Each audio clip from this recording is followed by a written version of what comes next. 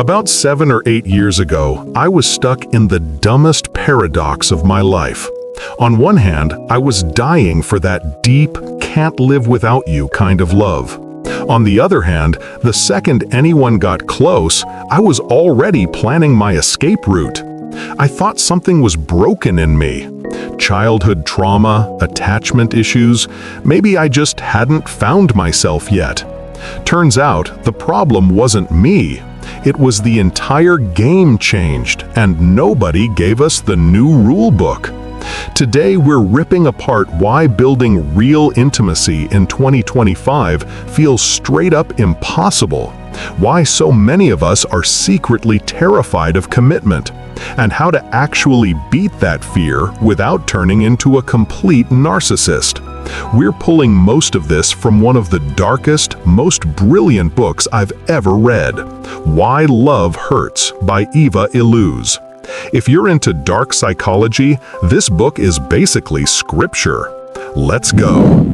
Back in 2013, I walked out of my first serious relationship and didn't date again for 7 years. 7. I tried twice, crashed and burned both times, then decided, you know what? Single actually slaps.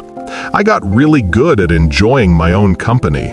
Gym, books, solo trips, the whole self-love playlist. But late at night, when the city's quiet and your brain won't shut up, I'd still get that itch. That little voice going, I want someone to really see me, the messy parts too. So why was I simultaneously obsessed with being seen and ready to die alone? Illouz dropped the most brutal truth bomb I've ever read. She said a lot of us are addicted to what psychologists call self-realization, or the never-ending glow-up. The idea that tomorrow's version of me has to be better than today's version. Growth, options, potential, all that stuff. And here's the dark psychology twist. The second you lock yourself into a serious commitment, you're basically freezing your future self. You're saying, I'm done shopping for a better version. That feels like ego death to someone who's married to their own potential. So instead of dating, we choose emotional detachment. We tell ourselves, I'm just focusing on me right now.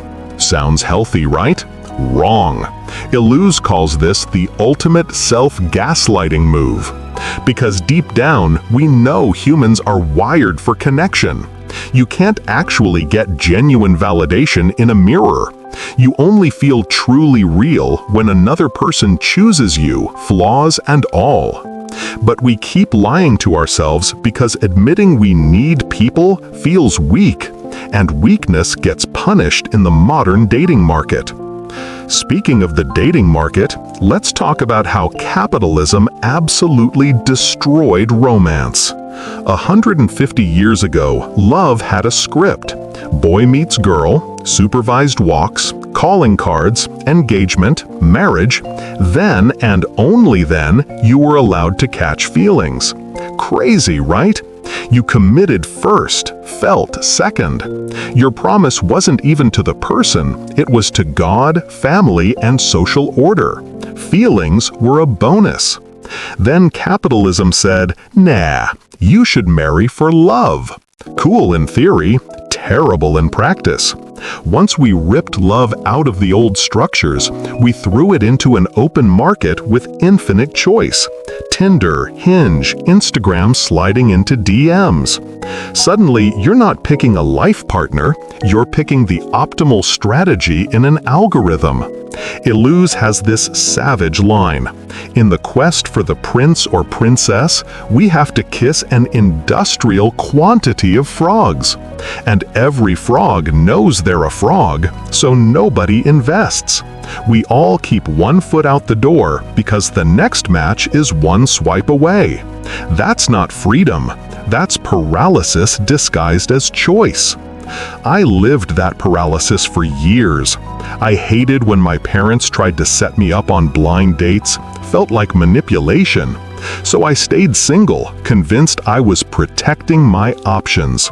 Fast forward to today, I've been with the same woman for 5 years.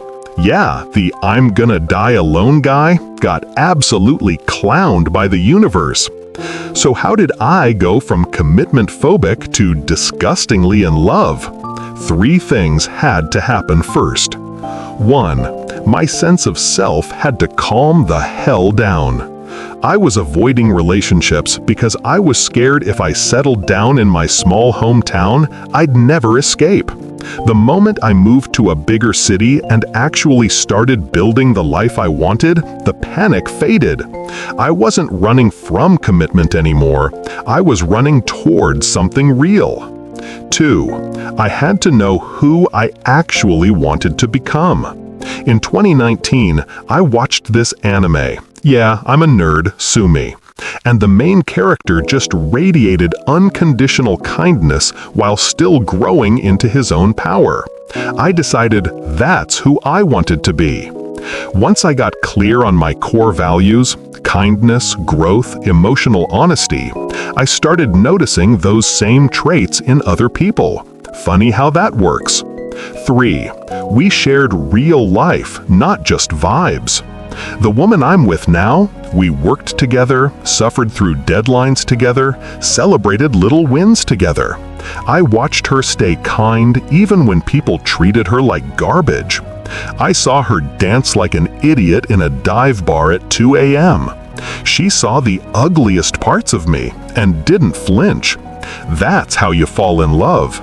Not from perfect dates, from shared reality. Look, dark psychology truth, love isn't a feeling. It's a verdict you keep reissuing every single day. Commitment isn't the enemy of growth. It's the only thing that makes growth meaningful. Because if nobody's there to witness your evolution, did it even happen? The fear of commitment is really just fear of future regret. What if I change and they don't? What if I miss out? But here's the plot twist I had while sitting on the toilet reading another psychology book. Glamorous, I know. Real commitment isn't one person saying, "I choose you forever." It's 2 people saying, no matter how much we change, we're going to keep choosing each other. That's not a cage. That's the safest place on earth. My girlfriend and I went through hell together. Lost jobs, family deaths, pandemic chaos. She never once made me feel like a burden. I never once thought about leaving. Because every time life punched us in the face, we looked at each other and basically said, "We got this, together." That's when commitment stops feeling like a sacrifice and starts feeling like superpowers. So, if you're sitting there scared to commit because people change, congratulations! You finally understand love. Love isn't finding someone who won't change. It's finding someone willing to keep choosing the new versions of you, and you doing the same for them. Final thought.